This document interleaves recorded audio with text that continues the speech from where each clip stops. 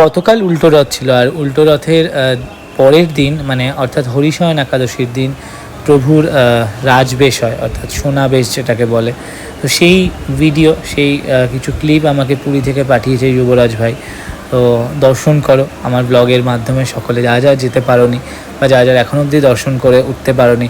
কারণ এই সোনাবেশ কিন্তু একমাত্র এই একদিনই জগন্নাথ দেবের হয়, এবং তাও কি কয়েক ঘন্টার জন্য, আবার রাত্রেবেলা 11টার সময় খুলে দেওয়া হয়। এত অপূর্ব লাগে দেখতে, পুরো রাজেশ্বর রূপে। বলভদ্রকে তো দর্শন করলেই, ইনি হলেন দেবী সুভদ্রা।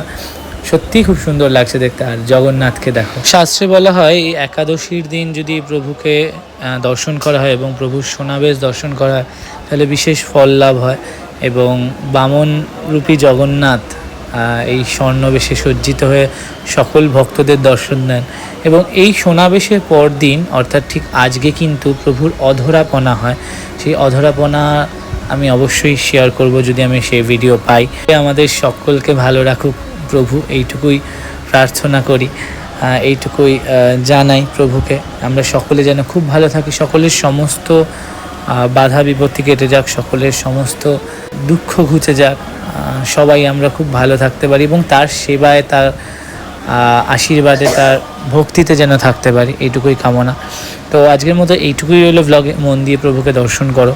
যদি অধরাপনার ভিডিও পাই অবশ্যই তোমাদের সাথে শেয়ার করব। জয় জগন্নাথ।